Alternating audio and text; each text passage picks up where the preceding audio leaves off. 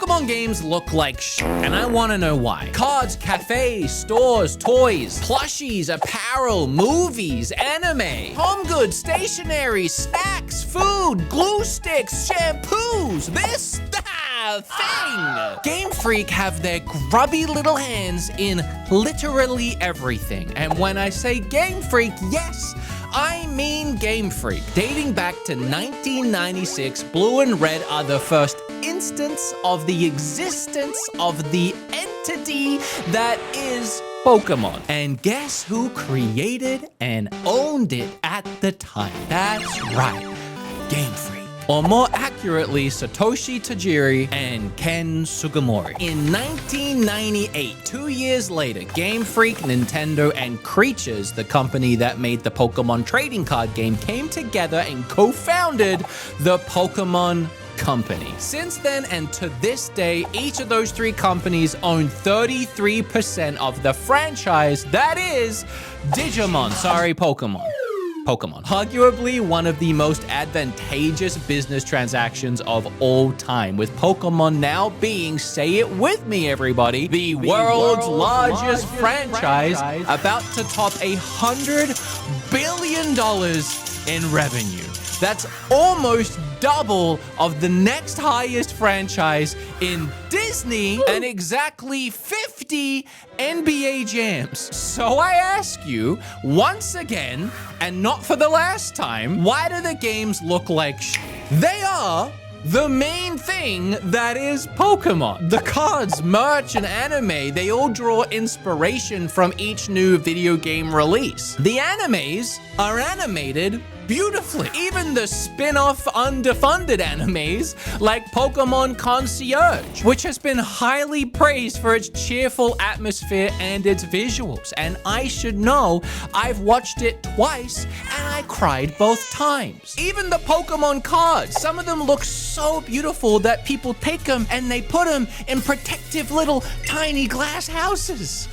And it's funny because those same people, when you mention how bad the games look, will start throwing stones in those same tiny glass houses. So can we have an honest conversation about why everything else Pokemon branded is of such high quality and production, but the video games are a laughingstock outside of the Pokemon fandom community? Yeah, pause. I'm gonna stop you right there, buddy. This video is sponsored by Nixie, and if you can believe it, I've been looking at Switch accessories for almost a decade, and these joypads are easily some of the best third-party accessory for the Switch that I think I've ever seen. I was immediately blown away by the quality of all their products, both in the way they shipped them to me that had really nice packaging. They sent me pretty much their whole product range, including this GameCube-inspired keyboard. You can clearly tell this company cares a lot about the way their buttons feel and sound across all their products. 22 different RGB lighting modes, and I found some user-created modes in the app. The keys are hot swappable, and this little dot matrix screen up here, you can program it so easily. I threw the U Joy-Cons from my logo on mine. Moving on from there, they also do a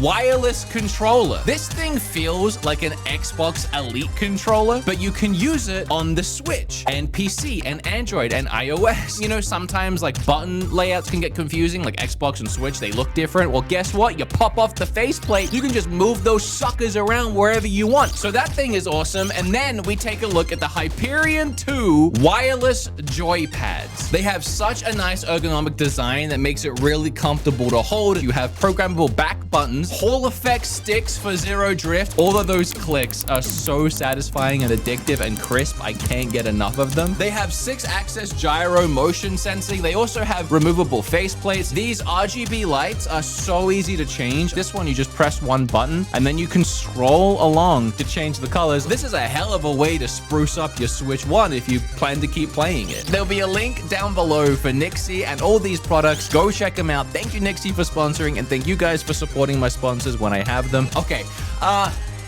yeah, you keep talking. What is it? Pokemon sucks? Man, this guy doesn't shut up. You know, I heard he skipped all the story in Arceus.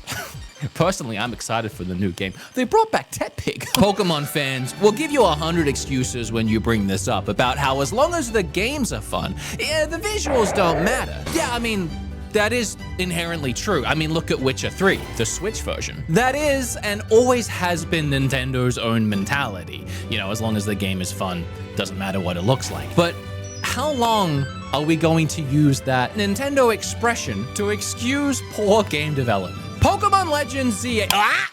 Oh, don't you leave that comment. Oh, but Game Freak are doing their bestest westest. And the game, it's not even out yet. Yeah, I know. I'm sure that impression of you definitely prevented the comment you were about to leave. It's not just about Z and A. It's about Game Freak's approach to video game development since they made the switch to the Switch. So we have a lot to look at. And in the words of Ash Ketchum himself, you can't undo what's already been done, but you can face up to it. That's an actual quote. See, I did research. You didn't believe me. I gotta get ahead of this a little bit because I have talked about Pokemon graphics a bunch here on this channel, on my podcast, and whenever I bring it up, people often say the same things. And one of them is, he's not a true Pokemon fan. He skipped all the dialogue in Arceus, so you can't take his opinion seriously. I'm not sure how skipping this very bloated story correlates to my eyes functioning, but it seems worth it to try and get ahead of this, so I'm gonna let you know now, I am actually a Pokemon fan. I'm not super hardcore, like I haven't made it my whole identity. I don't have a tattoo, I don't own a Lucario fursuit that I wear on weekends. Look, I wish I had both of those things. One of my first games was Red. Who could forget playing Gold as a kid? And so many others. In fact, I've played pretty much every mainline Pokemon game. Never played Black and White, because it was just that age where I was falling out of Pokemon before I decided to fall back in. And at this point now, I'm just waiting for a Black and White remake because everybody says it's the best one. The first time I went to Japan, half the stuff I brought back was Pokemon merchandise. We even made sure to get a reservation at the Pokemon Cafe, and let me tell you, when Chef Pikachu came waddling out to ask me if I liked the meal he cooked, I almost wept like a baby. It was so wholesome. What I'm trying to say is I do love Pokemon. But if you were to put a gun to my head and ask me to name a single character in any Pokemon game outside of Professor Oak and my mom, you may as well pull the trigger. You think when I was a kid playing Red for the first time, I gave 2 squirts of piss about the story? No, I was too busy gambling on slots for a Polygon and riding up and down this one shoreline because I wanted 100 Master Balls. Hell, while I was scripting this video, Kim sent me a text saying she just woke up from a nap dreaming about an old Pokemon toy she had where the Mewtwo had tits. We're locked in on Pokemon. Why does it have tits? I'm making this video because I do care. Because 25 million people is a lot of people to buy a video game. But a lot more people bought games like Breath of the Wild and Animal Crossing. And Zelda isn't even in that Wikipedia list of top grossing franchises, which means, yes, it's below NBA Jam. And remember when Breath of the Wild came out and no one would shut up about it, how it was a new, breathtaking, innovative, jaw-dropping, inspiring new video game? Don't we want that from something like Pokemon? I feel like these games always get a pass because they manage to sell so much, but it should be higher, shouldn't it? We as fans, do we not want the Breath of the Wild of Pokemon? Or are we content with the... Okay, this guy's making some incredible points, and he has me completely sold, but I actually just watched his last podcast episode where he said some of this stuff in the episode. One of the top comments was, the games only make up 10% of Pokemon's total revenue, which...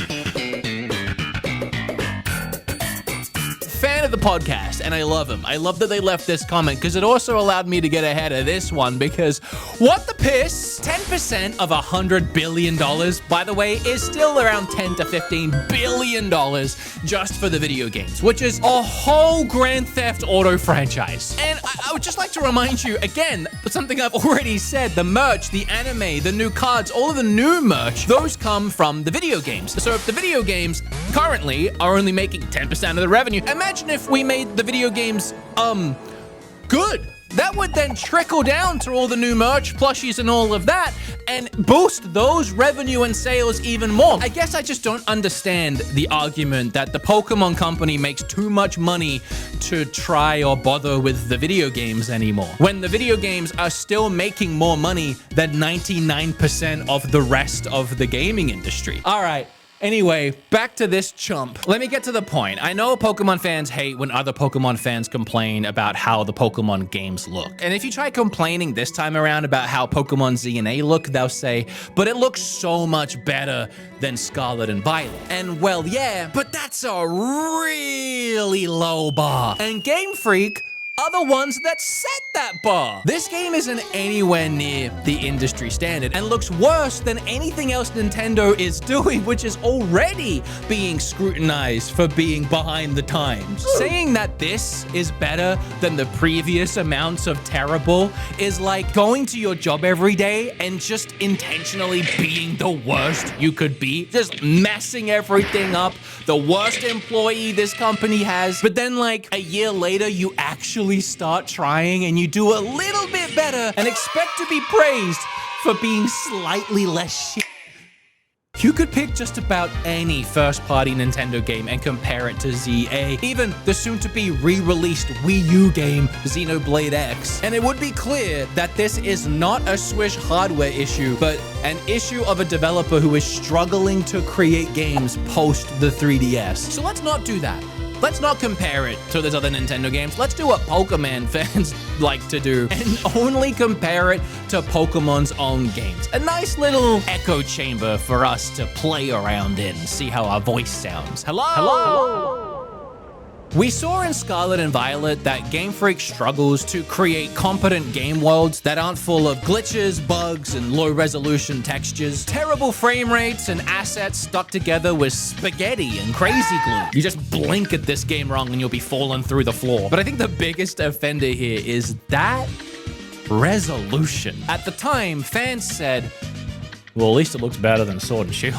However, comparing Scarlet and Violet to the Pokemon ZA trailer, the new game does look a lot better at first glance. Now, I want to say to Game Freak's credit, looking back at their other Pokemon reveal trailers, all these trailers seem to be rendered within the game. They hide absolutely nothing about the way that their games look and play. So that gives us a very good, trustworthy bar that Pokemon Z and A is an in-game rendered trailer running on the hardware. And if this is true, I will say they've done a fantastic job at fixing resolutions and draw distances. All those jagged edges are completely gone. And I think that's why people look at these two images and think that this new one is so much better. But how did they do that? I think it's pretty clear if you really look at this, specifically the buildings, a way they managed to bring down those jagged edges is by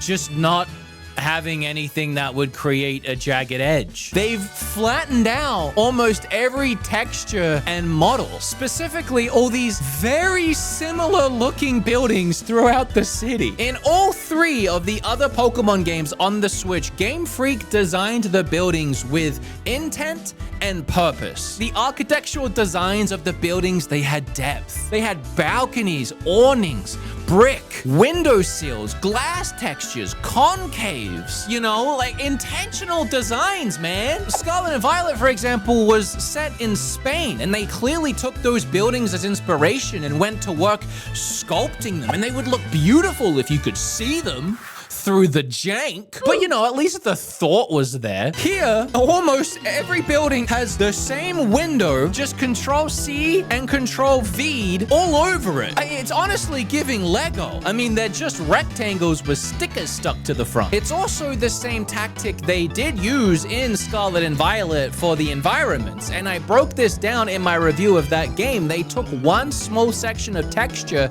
and just copy-pasted it everywhere, hoping you wouldn't look at it for 2 seconds and accidentally notice. Incredibly lazy game development and completely voids all personality and life from a city that's based on a city that is so filled with personality and life. Despite some people thinking that this is Tokyo Tower, it's actually the Eiffel Tower. And this city bears resemblance to the city of Paris. In fact, if you take yourself on Google Street View and you plop yourself right about here, I think I found the street that the trailer is actually set on, which is pretty cool. And credit to Game Freak that I managed to do that and then I could tell what they were going for. But where Paris had these beautiful iron metal balconies, in Game Freak's rendition of that, they have these beautiful iron metal balcony JPEGs. What? I'm actually quite speechless. This is not the way they did it in any of the other games. This is new. And also, Game Freak, by your own logic, if you were just going to copy paste it, you could have just made one balcony and then copy pasted that a bazillion times. Why this? I don't think they're even that lazy. I think there is something else going on here. In Scarlet and Violet, despite how intentional those buildings were, from a distance, or really even up close, but definitely from a distance, they look like the low resolutions and lack of any kind of anti-aliasing. They shimmer and shine, but like in the worst way. So Game Freak, not knowing how to fix this very basic issue, found yet another gameplay development workaround for Pokemon Z and A. Flat, lifeless buildings with a picture of what a nice building could look like glued to the front. Now you might say, does it really matter, Wood, what a building looks like in a video game? And I would say yes. If it looks like this, I'm gonna say something. But also, this whole game is set in a city. When you go to New York City and you want to take in the sights, what do you look at? Is it the rats in the street? Is it the weird people dancing on the train that you try really hard not to make eye contact with because you're scared? No. It's the buildings. I'm gonna be looking at these the whole time I play, and they look like this, but some of them have some sort of depth to them. But clearly this is also just one window design that has been copy and pasted several times. What are these windows supposed to be? Or even the ones next to them? Like, I don't really know what I'm looking at. But what I do know is my favorite kind of balcony JPEG is the balcony JPEG that has a flower JPEG on top of it. I mean, that just really ties the room together. But not a single window in this entire trailer has any kind of reflection at all, or presents itself as an actual window. They all just look like Game Freak Googled the word blue and used the first thing that came up in Google image results. Even these huge shop windows, which if we go back and we look at the actual Paris street, you can see a lot of these buildings have little storefronts under them. So this would be a really nice opportunity to fill this storefront window with a store. But nope. Just a JPEG. We even get a close-up of this building as we climb all the way up like the world's ugliest elevator. They're using a JPEG for the whole building, but they couldn't even use a high-quality JPEG. Like, they couldn't even render in the JPEG. Who is designing these? Oh, at least it looks better than the other Pokemon games, does it? Does it? Because 6 years ago in Sword and Shield, the windows actually had reflections. They weren't true reflections. They didn't actually reflect anything that was happening, but it was serviceable and it got the point across. And honestly, looks pretty nice. But I guess this is yet another way that Game Freak found to pare down development, because they even did away with those in Scarlet and Violet. In fact, the only window I could find in the entire Scarlet and Violet game, and I had to ride around that sucker for way too long, by the way, I forgot how janky it was this one. And I don't even understand what the hell is going on up there. It's just very confusing. Yeah, hi, me again. Sorry, I'm filming this in the future after I recorded a ton more gameplay for Scarlet and Violet. I actually didn't remember how bad this truly was. These characters popping in and out seemingly at random. It's not even distance based. And by the way, when I say disappear, I literally mean disappear. You can't go and find them again. They're just erased from the game. This video isn't supposed to be about Scarlet and Violet, but my God. Also, I was recording footage for the video and I saw this, and I never noticed this before, but it's because I'm so obsessed with Windows right now. Another cheap tactic that Game Freak does in their game is they have this placeholder unrendered in city that looks terrible from a distance, but the placeholder city doesn't have lights in the windows. So when you get a little closer to the city, it pops and fully renders in the actual city, and because it's night, the lights all just turn on. They didn't even make an unrendered inversion with lights on for the nighttime, because why bother? But that window and subsequently the building that it's attached to brings me to another very good point. All three of these games have something in common. Well, graphics. So I guess two things. They all have one nice building. Each game has a central location building that looks night and day better than any other structure in the game. Like in Scarlet and Violet, it was the school, which looked fantastic. And then in Arceus, it was whatever that big building was in the village that they did stuff in. I don't know, I skipped the story. And my assumption here is that it's a tactic to kind of trick our brains into thinking the game actually looks nicer than it does, because the building that you might have gone to most frequently actually didn't look that bad. And for example, in Pokemon ZNA, we get in this trailer a shot of the main character picking out of the 3 Pokemon, and there is this, quite frankly, gorgeous structure behind him. Just wonderful stonework, designs, there's arches, there's depth, vines and grass. There's possibly even a reflective window in this sucker. This clearly demonstrates that Game Freak can design buildings like this. They don't though. They either just, I guess, don't care about the rest of the game, or maybe they don't have the time, maybe they're being rushed, or maybe it's all of these extra designs and details just makes the game look a little worse because it's more things to render. I mean, God forbid we render in a JPEG of a building, let alone an actual building. They don't want to bog the game down with anything that might hurt the overall presentation. A great example here of what I'm looking for, bare minimum, from these games is to look at Scarlet and Violet again, but in 4K. The low resolution of this game on the Switch is not the Switch's fault. These games are very basic. It's just that Game Freak doesn't know how to optimize or build a 3D world. That's not a controversial thing to say. We've seen it countless times in other games on the console, and I know the console can't do 4K, but this is what the game looks like when you fix the resolution. Oh, that didn't really help my point. No, I'm kidding. It's a night and day difference. And you can see what they designed. And this is probably what it actually looked like on their end when they made the game on a PC before they had to scale it down somehow for the Switch. So rather than trying to figure this out, they just took out anything in the game that would look bad in low resolution rather than fixing the resolution. If you look at the streets of Pokemon ZNA as a whole, it gets its point across and you get what they're going for. But as soon as you look at any one element on its own, the flaws start to show. The fact that they still can't design anything with a high enough poly count to actually make it round, that no NPC in this game has a shadow. And that goes for most objects too, except this awning. Based on everything else in this picture, why does it even have a shadow? Yeah, I just wanted to take one more look at this awning with you guys. Why is it here? There's plenty of shop fronts, even in this same image and other images, that don't have awnings. What is the point of the awning? Why is it only on 3 of the 5 windows? What is it covering? There's no tables, there's no chairs. Also, why is the awning like half a millimeter thick? One gust of wind and that sucker's gone. When Sword and Shield revealed and I had an issue with the trees, I became the tree guy for a minute. Everyone was like, what is the problem with the trees? Who cares about the trees? I feel like this time I'm going to be the window guy or the awning guy, crashing out over windows and an awning. And once again, it does seem like NPCs are incapable of moving around the game world. They just stand there lifelessly. I mean, this was the case in Pokemon Arceus as well. Even 60 hours into my playthrough, this old lady is still sweeping that one spot. I'm sorry, honey, if it ain't clean now, it probably ain't gonna be. In Scarlet and Violet, there were some characters that had animations, like a little jig, and it looks like all those have been stripped out. And then there were even a few NPCs that would walk around. But due to the game having absolutely terrible draw distances and crazy pop in and pop out, those characters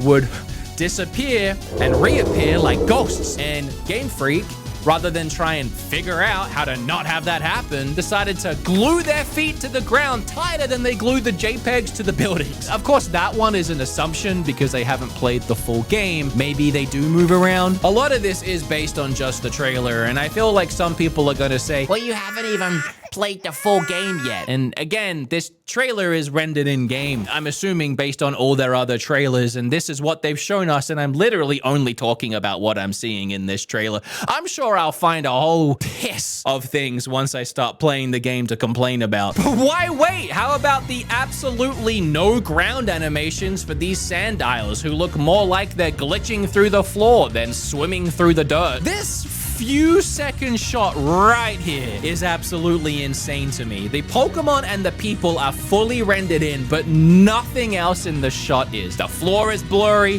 the brick is blurry, and that's before we even talk about the fact this is a moving shot, and every frame of the animation has the floor down here glitching on the wall, and this is what they chose to show us? And don't get me wrong, the Pokemon look fantastic, the moves and the animations of that, the battling, really flashy. I even like the way the UI looks. It's sleek, it's nice. And some people will say, it's a Legends game. It's a spin-off of the main series. It's not supposed to look as nice. But then that goes against the people that are saying that it looks better than Scarlet and Violet, which was a main series game. So which is it? Arceus used a more cel-shaded style of visual, which I think actually helped hide a lot of the imperfections. When that game came out, I don't think I really even complained about the way the game looked. I actually kind of liked it. This new Legends game, though, has seemingly dropped that, and they've moved towards the more mainline series art direction. It's not cel-shaded. You know, I struggle to call this realistic, but I guess you know what I mean. And this game, at face value, does look better than Scarlet and Violet. Again, because they stripped out anything and made everything flat to trick your brain into thinking that it actually does look good when it really doesn't. But there are some things, to be fair, that legitimately do look a lot nicer. The inside of buildings here have a much more warm and high-resolution feel, like it feels cozy. I took some examples from other games set in similar office-style buildings. It's very clear that the new one doesn't look as bad. Another thing that stood out to me immediately is the grass textures. I don't think the grass in ZNA looks particularly pleasant, but you compare it to Scarlet and Violet, and what were they thinking? It's like a sea of Lamborghini green. Like, it is neon. It's probably as green as the green screen I'm standing on. Put me in the grass, Zach. Hello! This was a whole-ass game we were handed just a few years ago that we all paid $60 for, complete with 12 FPS gameplay and more bugs than under a rock in my garden. I guess if ZA is good enough to make people finally look back at Scarlet and Violet and realize that they were ripped off in 2022, I mean, I'll take it. I made a video about that game and people were equally upset with me for that. I feel like throughout this video, I've been really trying to get ahead of anything that people will try to say to invalidate my opinion that the game looks bad. And I do feel like it's a losing battle. I mean, on my podcast recently, I pointed out that the games still look pretty rough. And one of the top comments said I was wrong and that they actually really like the way the game looks so far because JPEG is back. And yeah, he is. People even calling me a snob, that I'm moving the goalpost for Game Freak. I'm not sure where the goalpost is for Game Freak in my mind, but I'm telling you now, they've never even been in the same zip code as that motherfucker. I can't say it's better than before. I will concede to at least it being different. And it is different. This is not how they've ever designed buildings before. That is very different. But in doing that, they have managed to clean up the resolutions and that weird jank that we saw in previous games, and some people might actually prefer that trade-off. But I'm just here asking, in 2025, why can we not have both? I'll apologize for this, but sometimes I wonder if it's me, my ADHD, or whatever is wrong with me mentally, where I hyperfixate on something. But when I look at these buildings, or if you want to call these textures, or this face mask, you know, I get offended. I can't help but stare at them the whole time, and they're just preventing me from being able to fully immerse myself in the experience and feel like that 10-year-old boy that would just want to go around catching Pokemon and ignoring everything the adults are saying, which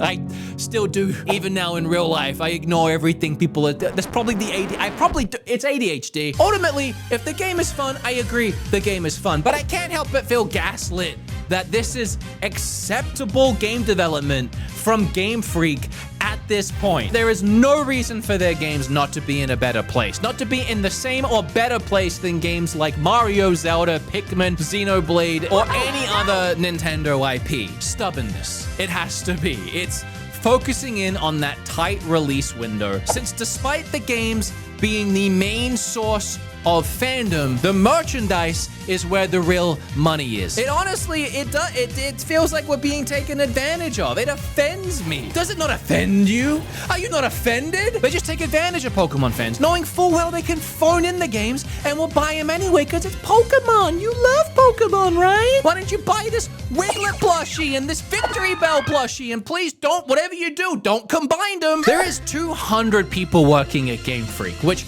prospectively is not a lot of people. Studios like Rockstar, Naughty Dog, Bethesda, they have thousands of employees. I think Game Freak should be on these studios' level, if not a little higher. But we don't want to muddy the waters with all of these employees. Like thousands, that's too much. I understand and I respect keeping a team small. But 200 at this point might be a bit too small, don't you think? But even Xenoblade's developer Monolith Studios has 300 developers, and their games only sell a couple million units. Pokemon sells over 20 million. Something's not adding up. And Xenoblade, with even just 100 extra people, manages to make games that look like this. It's almost like having some extra people on board helped. And it's not just beautiful visuals that the Xenoblade team are putting together either. It's crazy over-the-top animated cutscenes and full voice acting. Breath of the Wild also had a 300-person team, and it took them 4 years to make that game. Mario Odyssey had 360 people that took them 3 years to make that game. Game Freak is understaffed, but they are in no way underfunded. I want to touch on something I said earlier, and that's that people always say, well, the games still sell. And yes, they still sell. They're one of the best-selling game franchises of all time. But when you look at the franchise prospectively and how many millions, if not a billion people love the property and the franchise that is Pokemon, why aren't more people buying the games? Yeah, 20 million's a lot. So's 40 million. So's 50. You know, if some of these other franchises like Animal Crossing can break 50, something that most people probably didn't even know what that was when New Horizons came out, why can't the world's largest franchise that literally any grandma could probably point at a Pikachu and say its name, why are they only selling 20 million? Maybe because the games actually aren't that good. It's just that a lot of us are holding on to a dream. I've played Pokemon throughout the generations, and ironically, as I've said before, they really struggle to evolve. We didn't even need great graphics back in the day. When I was a kid, it was black and white and little itty-bitty sprites, and I still had an absolute blast. But at this point, I would almost rather they just go back to doing sprites, because that's seemingly what they do best. Desperate for answers, I thought maybe ChatGPT would know. And I asked her. And the answer she gave me was so painfully, abundantly obvious that it was staring me straight in the face the whole time, and I just couldn't see it. This is what ChatGPT said. Pokemon sells regardless of quality. Even when Pokemon games launch with issues, they still break record sales. Game Freak may not feel the need to expand drastically if their current model continues to be profitable. Scarlet and Violet sold over 22 million copies despite performance issues, so the financial incentive to increase staff significantly isn't there. She then goes on to say, could Game Freak expand? Yes, they could hire more developers to improve technical quality, but their collaborative approach, fast turnaround, and cost efficiency seem to be priorities over AAA scale productions. Unless Pokemon fans stop buying the games, Game Freak probably won't feel pressured to grow too much. And she's right. I'm gonna buy the new game because I'm a giant hypocrite and I'm not part of the problem. I am the problem, but at least I can accept it. You know, I guess I could have just asked ChatGPT that to begin with and saved days of time writing this script, but I'm gonna ask ChatGPT to end this video and I'm gonna present it the way they wrote it. Plagiarism. Is it? At the end of the day, Pokemon games may always look a little rough around the edges. But hey, as long as they keep selling like rare candies on the black market, Game Freak have no reason to change. So until the day that Pikachu's cheeks has RTX lighting and a wild Bidoof doesn't drop to 5 FPS, we'll just have to accept that the Pokemon franchise is the biggest in the world, running off of nostalgia and a dream. Thanks for watching. Don't forget to like, comment, and subscribe. And let me know in the comments what's the worst looking Pokemon moment that you've seen. I'll catch you in the next one. Wow, that was actually pretty good. It's almost like I should be scared that my job is in jeopardy. Oh well.